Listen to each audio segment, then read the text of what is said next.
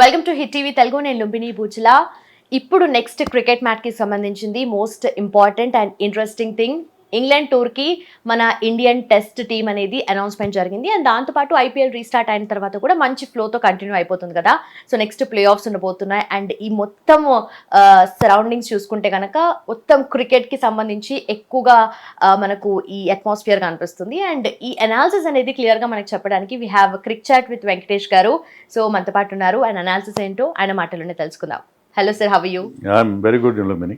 So first మనము IPL మళ్ళీ halt అయిన తర్వాత రీస్టార్ట్ అయిన తర్వాత కూడా రీస్టార్ట్ అవ్వబోతుంటే అప్పుడు చేసాం వీడియో. అండ్ ఇప్పుడు మళ్ళీ రీస్టార్ట్ అయిపోయింది, ఫుల్ ఫామ్తో వెళ్ళిపోతుంది.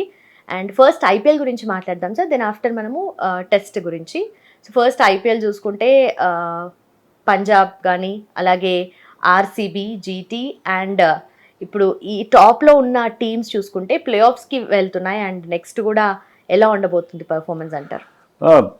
I think best 4 teams play ఆఫ్స్కి వచ్చాయండి. ప్రతిసారి బెస్ట్ టీమ్సే రావాలని ఏం లేదు, నెట్ రన్ రేట్ ఇలా రకరకాల ఇష్యూస్ ఉంటాయి.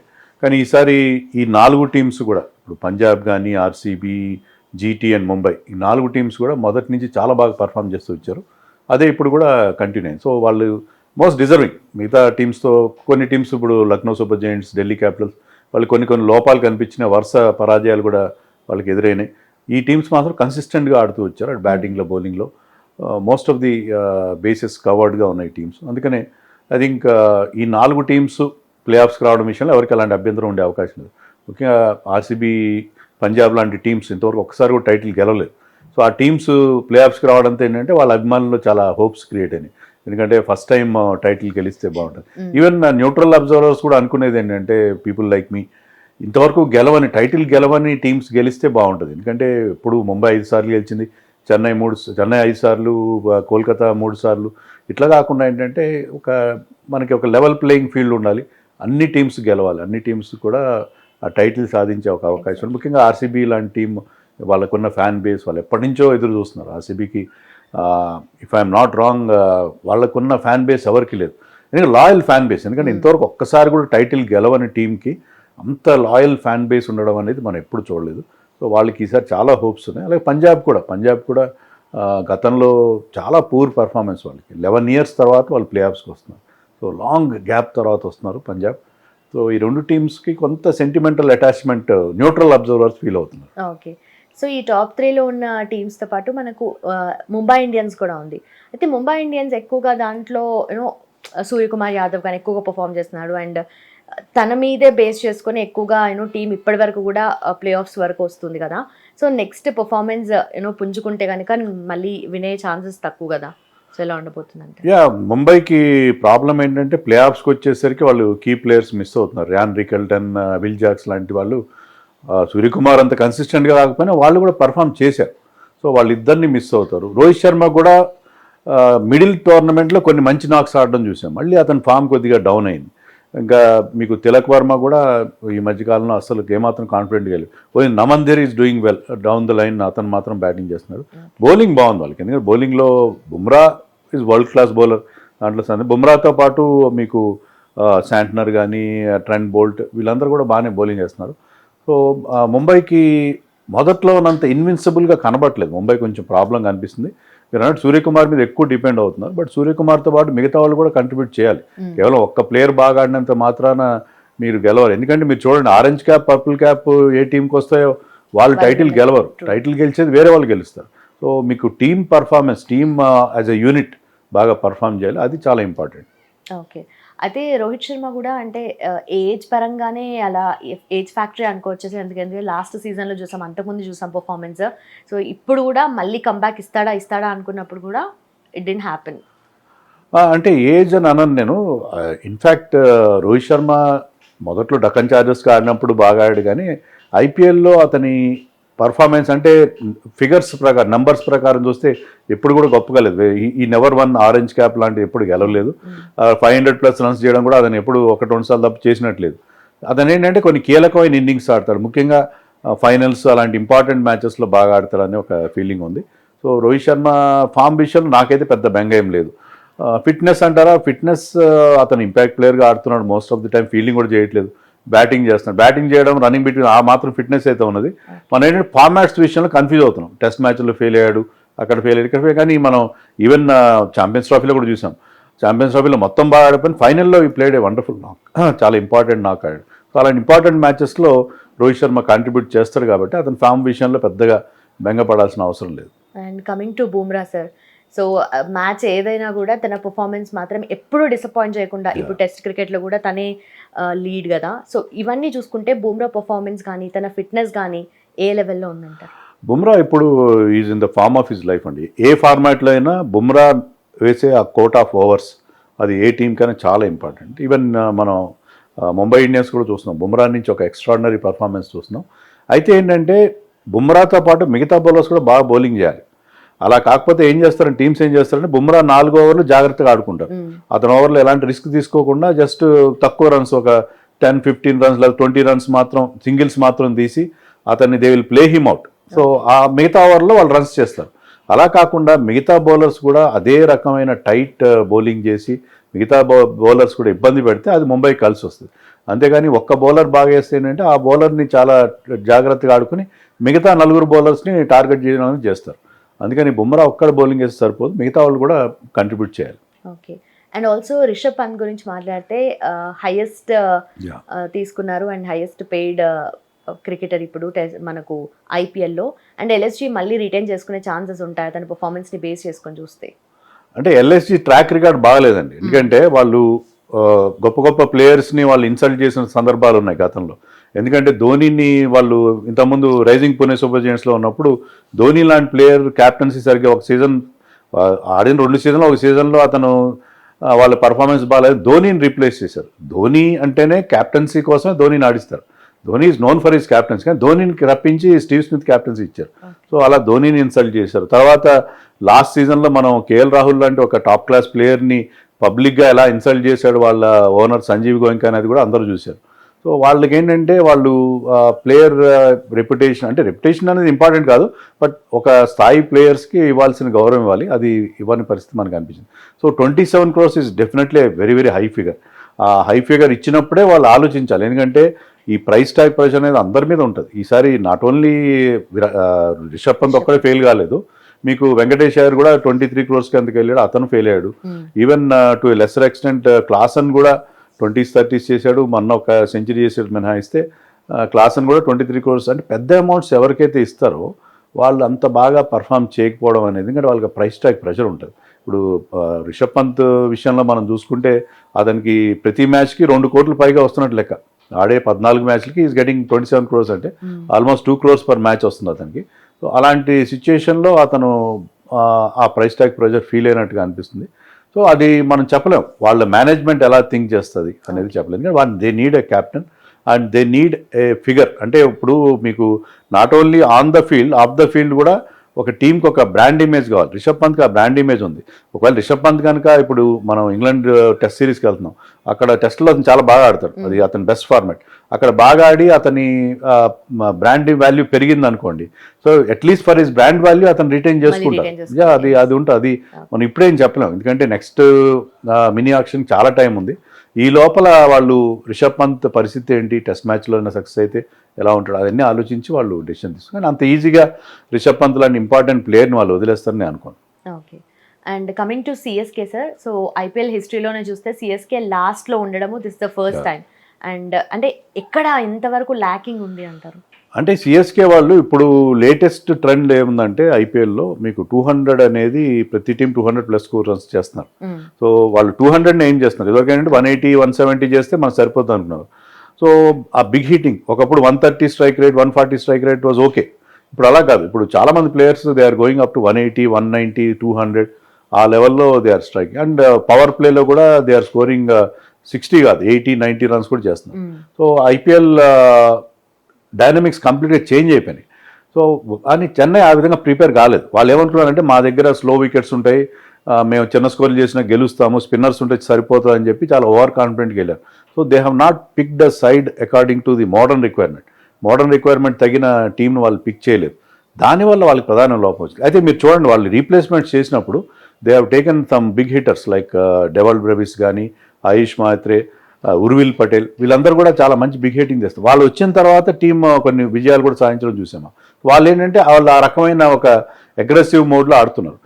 అంతకుముందు చెన్నై ఏంటంటే చాలా చాలా డిఫెన్సివ్గా వెళ్ళిపోవడం, అది మనం ఎప్పుడు చెప్పుకున్నాం డాట్స్ ఆర్మీ అని చెప్పి అందరూ ఏజ్డ్ ప్లేయర్స్ని పెట్టుకోవడం, అదే ఓల్డ్ ఫార్ములాతో వెళ్ళారు. ఆ ఓల్డ్ ఫార్ములా పనిచేయట్లేదు. అది ధోనీని క్యాప్టెన్ చేశారు. ధోని క్యాప్టెన్సీ ఉన్నంత మాత్రం టీం లేకపోతే ధోని లాంటి క్యాప్టెన్ కూడా ఏం చేయలేడు. So that is the difference. Okay, అలాగే సిఎస్కేలో ఆయుష్ మాత్రే కానీ బ్రెవిస్ కానీ నెక్స్ట్ సీజన్కి ట్రైలర్ చూపించినట్టుగా ఆడారు మ్యాచెస్లో కూడా. సో వాళ్ళ పర్ఫార్మెన్స్ని ఎంతవరకు మనం అంచనా వేసుకోవాలి? అదే ధోని కూడా అన్నాడు ఏంటంటే నేను నెక్స్ట్ సీజన్కి ఋతురాజ్ వచ్చేసరికి ఒక మంచి టీం తయారైందని చెప్పి. ఉర్విల్ పటేల్కి ఇంకొక అడ్వాంటేజ్ అంటే is keeper. So Dhoni next సీజన్లో అన్ని మ్యాచ్లు ఆడతాడా? అసలు ధోని నెక్స్ట్ సీజన్లో ఆడతాడు అనుకుంటాను బహుశా, ఎందుకంటే అతను తన లాస్ట్ మ్యాచ్ అయితే చెన్నైలో ఆడతానని చెప్పి ధోని ఆల్రెడీ ఫ్యాన్స్కి ప్రామిస్ చేశాడు.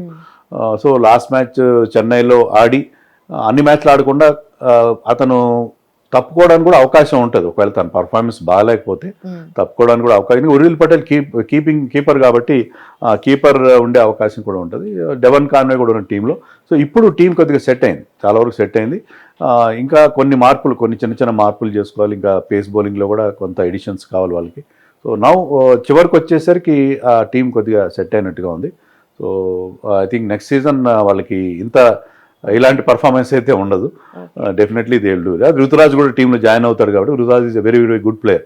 So team next season they will have very good hopes అని అనుకోవచ్చు. సో నెక్స్ట్ సీజన్కి ఫుల్ ఫ్లెడ్జ్గా వీళ్ళు రెడీగా ఉంటారు. అండ్ ధోని కూడా నెక్స్ట్ సీజన్ ఆడే ఛాన్సెస్ ఎక్కువగా కనిపిస్తున్నాయి. అంటే అతను అదే చెప్తున్నాడు, నేను నెక్స్ట్ సీజన్ వస్తానని చెప్పట్లేదు, రాకపోవచ్చు అని కూడా చెప్పట్లేదు. అంటే is keeping his options open. అంటే అతనికి నెక్స్ట్ మినీ యాక్షన్ కూడా అవసరం లేదు. అతను పెద్ద ఫైనాన్షియల్గా బర్డెన్ కాదు అతను, ఎందుకంటే 5 కోట్లకే అన్క్యాప్ ప్లేయర్ తీసుకున్నారు కాబట్టి అతను కంటిన్యూ అవ్వచ్చు. బట్ తన ఫిట్నెస్ ఎలా ఉంది, తన నీస్ మోకాళ్ళకి ఎలాంటి సమస్య ఉంది, తన హిట్టింగ్ చేయగలుగుతున్నాడు లేదా? ఇప్పుడైతే ఈ సీజన్లో అయితే అతను పెద్దగా హిట్టింగ్ చేయలేకపోయాడు. సో తన టీంకి బర్డెన్ కాకుండా ఉండగలుగుతాడు. ఎందుకంటే ధోని అయితే సిఎస్కేతో ఉంటాడు, బట్ ఆన్ ద ఫీల్డ్ ఉంటాడా లేదా అనేది. ఆఫ్ ద ఫీల్డ్ అతను ఒక మెంటార్గా అయితే ఎప్పుడు he will be with CSK always. CSK అంటేనే ధోనితో ఐడెంటిఫై అవుతారు. బట్ ఆన్ ద ఫీల్డ్ ఉంటాడా లేదా ధోని అనేది మనకి అతను మళ్ళీ ఇప్పటికి తెలియదు. ధోని విషయంలో ఎప్పుడు కూడా మనకి కామన్ ఉంటుంది, కానీ ఫుల్ స్టాప్ ఎప్పుడు అనేది he only knows. Maybe next సీజన్లో ఆడినా కూడా ఇఫ్ ఇన్ కేస్ దాని తర్వాత ఐపీఎల్ నుండి రిటైర్మెంట్ తీసుకున్నా కూడా సిఎస్కే టీంతోనే ఉండి బ్యాక్ ఎండ్లో ఉండి సపోర్ట్ చేసుకుంటూనే ఉండే ఛాన్సెస్ ఉన్నాయి. డెఫినెట్గా సిఎస్కేలో is part and parcel of CSK without Dhoni మనం ఊహించలేం. అంటే on the field or off the field. Even ఇప్పుడు కోచ్గా ఉన్న స్టీఫెన్ ఫ్లెమింగ్ కూడా ఒకప్పుడు చెన్నై సూపర్ కింగ్స్ ప్లేయర్గా ఆడాడు, తర్వాత ఒక కోచ్గా మారిపోయాడు. సో ఆ రకంగా ధోని కూడా ఇప్పుడు మనం లసిత్ మలింగా లాంటి వాళ్ళు ముంబై టీంతో ఉన్నారు, వాళ్ళు కూడా ఒక పొలాడ్, వీళ్ళందరూ ప్లేయర్స్గా ఉండి తర్వాత కోచెస్గా మెంటర్స్గా మారిపోయారు. సచిన్ టెండూల్కర్ వీళ్ళందరూ. అలాగే Dhoni will be always with CSK. ఎందుకంటే వితౌట్ ధోని మనం సిఎస్కే టీంని కనీసం ఊహించడం కూడా అది కూడా కుదరదు. ఇప్పటికీ ఫ్యాన్స్ ఏంటంటే అతను 44 ఏళ్ళు వస్తాయి నెక్స్ట్ సీజన్లో, ఈ జూలైకి అతను 44 వస్తాయి. సో అయినా సరే ధోని ఉండడు ఫీల్డ్లో అనేది ఆ ఫ్యాన్స్ డైజెస్ట్ చేసుకోలేని పరిస్థితిలో ఉన్నారు. కాబట్టి ఒక సెంటిమెంటల్గా ఒక ఎమోషనల్ అటాచ్మెంట్ ఉంది కాబట్టి వాళ్ళకి Dhoni's presence is very much important for the team. Okay, and also RCB most probably cup కొట్టే ఛాన్స్ ఉంది. అంటే ఆ టిఫ్ లాస్ట్లో ఉన్నప్పటికీ కూడా ఆర్సీబీ కొట్టాలని చాలామంది అనుకుంటున్నారు. అఫ్ కోర్స్ ఫ్యాన్స్ ఎంత ఫీల్ అయినా ఏం చేసినా కూడా team performance is most important కాబట్టి. సో ఇప్పుడు నెక్స్ట్ ఈ లెవెల్లో ఎలా ఉండే ఛాన్సెస్ ఉన్నాయి? అదే అండి, ఇప్పుడు వాళ్ళకి వచ్చిన ఇబ్బంది ఏంటంటే బ్రేక్ వచ్చింది. బ్రేక్ ముందు వాళ్ళు వారు బ్రహ్మాండమైన ఫామ్లో ఉన్నారు. ఎప్పుడైతే మనకి పహల్గామ్ ఇన్సిడెంట్ తర్వాత ఒక బ్రేక్ రావడంతో వాళ్ళకి కొంతమంది ప్లేయర్స్ మిస్ అవుతున్నారు. ముఖ్యంగా వాళ్ళకి ప్లే ఆఫ్స్లో అంటే హ్యాజల్వుడ్ అయితే జాయిన్ అయ్యాడు, but they will be missing some key players. So దానివల్ల కొంత ఇబ్బంది. టిమ్ డేవిడ్ కూడా ఇంజరీ అయింది, మరి అతను ఎంతవరకు ప్లే ఆఫ్స్ ఆడతాడో మనకు తెలియదు.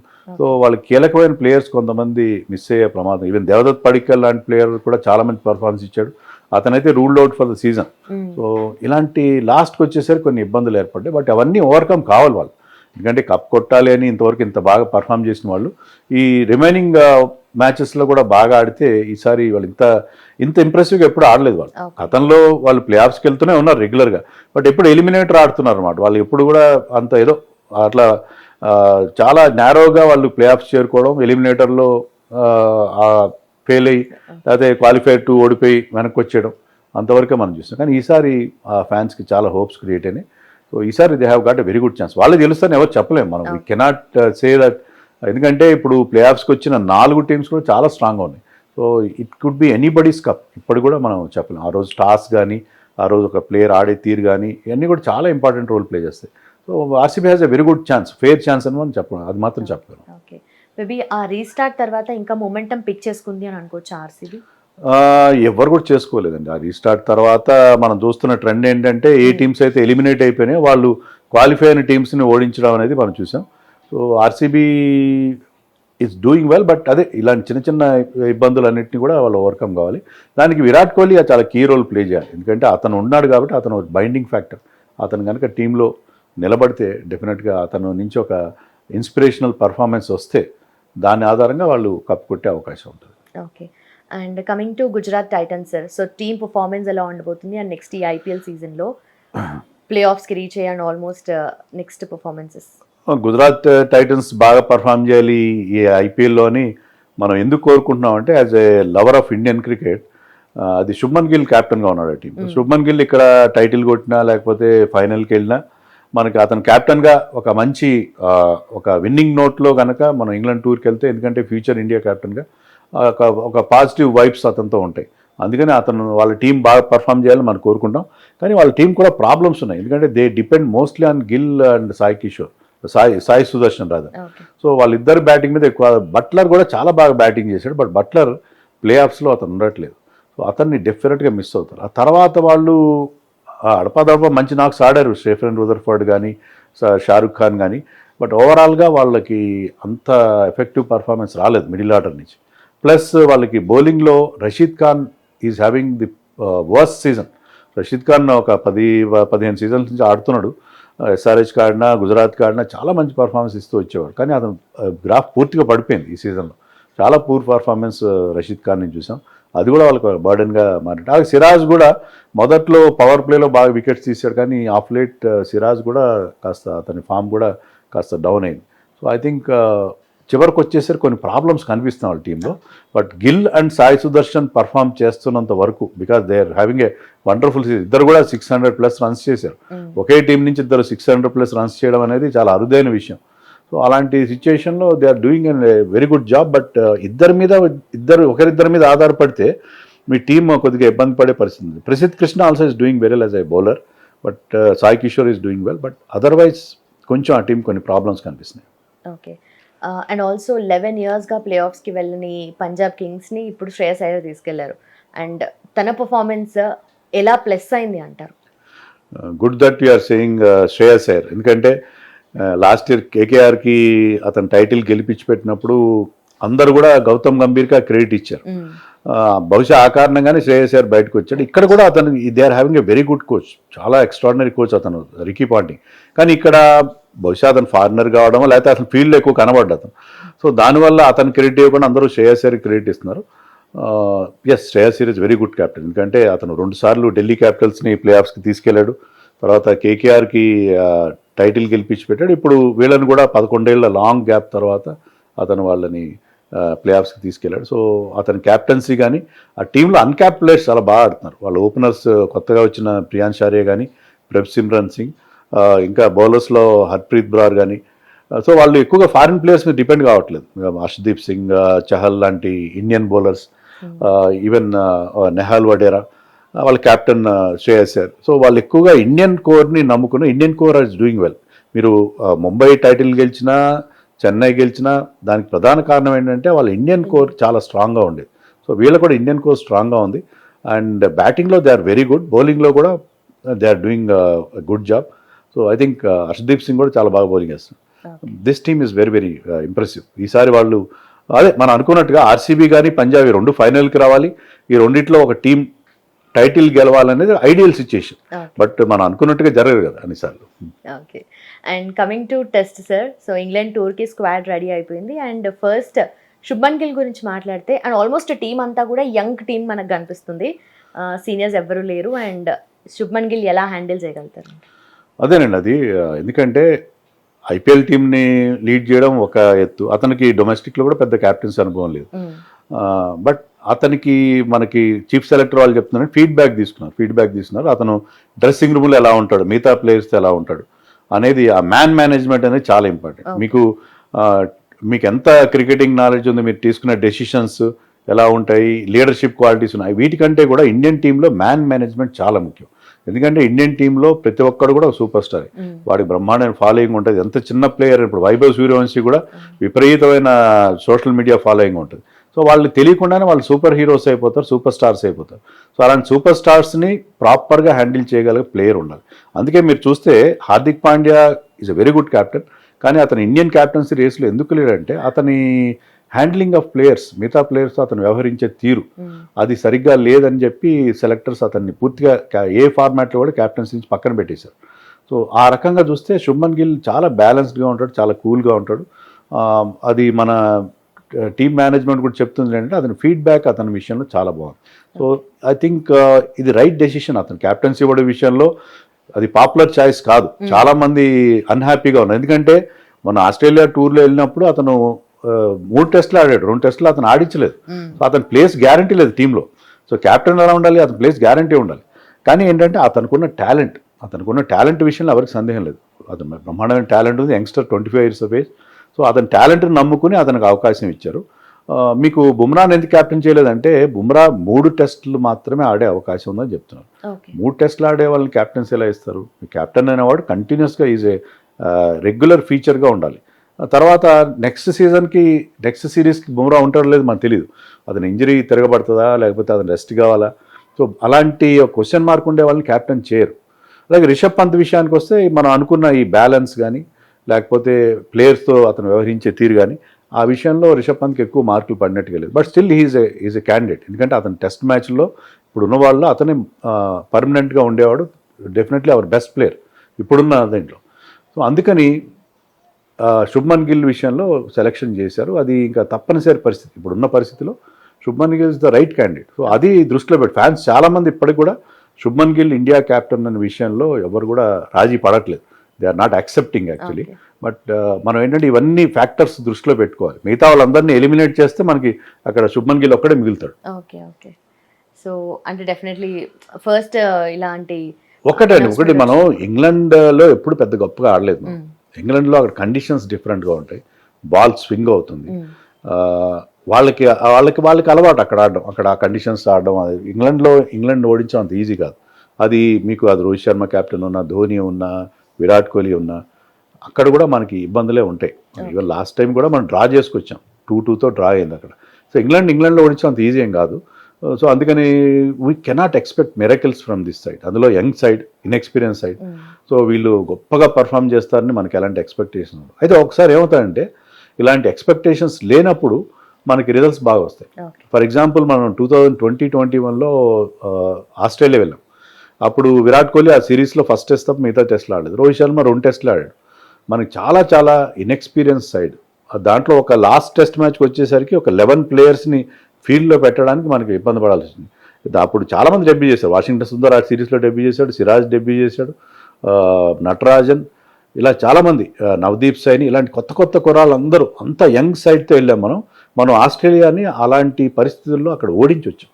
ఆస్ట్రేలియా ఓడించడం చాలా కష్టం. ఒకసారి ఏమవుతుందంటే ఆ కొత్త ఒక ఫ్రెష్నెస్, ఒక యూత్ఫుల్ ఫీలింగ్, అది మనకి అనుకోని ఫలితాలు కూడా వస్తాయి. సో అలా మనం ఎక్స్పెక్ట్ చేసే అవకాశం ఉంటుంది. కానీ మనం ప్రాక్టికల్గా ఆలోచిస్తే ఈ సైడ్ ఇంగ్లాండ్ వెళ్ళి ఏదో వాళ్ళు గెలిచి వస్తారు, ఇంగ్లాండ్ ఓడించేస్తారు అని గవాస్కర్ లాంటి వాళ్ళు అన్నారు, ఈ సైడ్ ఇంగ్లాండ్లో ఓడిస్తారు. కానీ I have no such illusions.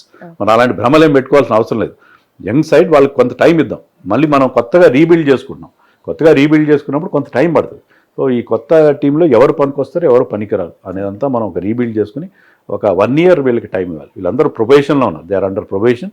ఈ 1 year తర్వాత మనం ఏ టీంని మంచి టెస్ట్ టీంని తయారు చేసుకునే ప్రయత్నం చేయాలి. ఉంటుంది. ఇప్పుడే వాళ్ళని జడ్జ్ చేయడం అనేది సోషల్ మీడియాలో ఒక టెస్ట్ మ్యాచ్కి టెస్ట్ చేస్తారు. ఒక మ్యాచ్ తర్వాతే ఒక మ్యాచ్ బాగా ఆడిపోతే వీడు ఎందుకు పనికిరాడని చెప్పి ఇంకేం చాలా లూజ్ కామెంట్స్ పెడతారు. అవన్నీ పట్టించుకోకుండా we have to give them enough time to perform. And also pitches condition కూడా సార్ అక్కడ కొంచెం బౌన్సీ అండ్ ట్రాకీ పిచెస్ ఉంటాయి మన దగ్గర కంపేర్ చేస్తే. సో వీళ్ళందరూ ఇక్కడ మన ఫ్లాట్ పిచెస్కి బాగా అలవాటు పడ్డారు కదా, అక్కడ ఈ యంగ్ టీం ఎలా పర్ఫామ్ చేయొచ్చు? అందుకే ఇప్పుడు మన సెలెక్టర్ చేసిన పని ఏంటంటే మన టీమ్ ముందు 2 అన్అఫీషియల్ టెస్ట్లు ఆడుతున్నారు. దాంట్లో ఇప్పుడు 11లో ఇప్పుడు టెస్ట్ టీంలో ఉన్న చాలామంది దాంట్లో నితీష్ కుమార్ రెడ్డి లాంటి వాళ్ళందరూ కూడా ఆడుతున్నారు. సో వాళ్ళకి అక్కడ కండిషన్స్కి అలవాటు పడడానికి కొంత, అదేగాక ఇటీవల కాలంలో చాలామంది మన ప్లేయర్స్, ఇప్పుడు సాయి సుదర్శన్ కానీ, కరుణ్ నాయర్ కానీ, హర్షదీప్ సింగ్, వీళ్ళందరూ కౌంటీ క్రికెట్ ఆడుతున్నారు. అంటే వాళ్ళకి దొరికిన కొద్ది టైం, అంటే ఐపీఎల్ ఆడుతూ వాళ్ళకి దొరికిన కొద్ది ఆపర్చునిటీస్లో they are playing few matches county cricket ఆడుతున్నారు. ఇంగ్లాండ్లో కండిషన్స్కి అలవాటు పడే ప్రయత్నం చేస్తున్నారు కాబట్టి కొంత ఇంప్రూవ్మెంట్ ఉంటుంది.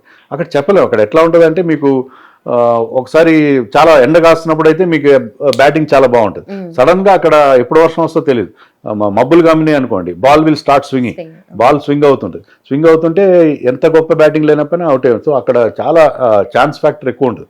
మీకు ఎప్పుడు ఎలా ఉంటుందో, కండిషన్స్ ఎలా మారుతాయో తెలియదు. సో ఇంగ్లాండ్లో నాట్ ఈజీ, నాట్ అందులో లాంగ్ సిరీస్, 5 టెస్ట్ మ్యాచ్ సిరీస్లో మీరు 5 టెస్ట్ మ్యాచ్లు అదే కన్సిస్టెంట్ లెవెల్లో ఆడాలంటే చాలా కష్టమైన విషయం.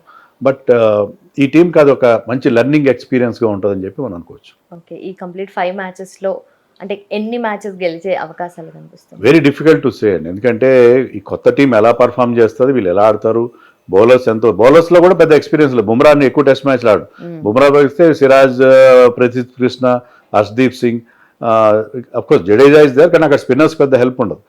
ఇలాంటి బౌలింగ్ లైనప్ ఉంది మన దగ్గర. సో వీళ్ళు ఎంతవరకు పర్ఫామ్ చేస్తారని మనం పెద్దగా ఎక్స్పెక్టేషన్ చేయలేం.